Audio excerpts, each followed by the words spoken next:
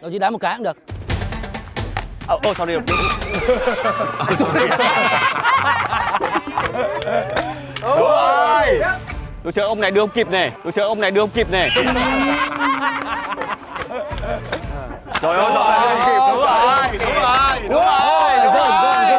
Có thêm cái niềm vui và cái tự tin hơn đó, tôi làm ào ào và rất là may khi mà cũng trộm vía. Quá ngầu đi.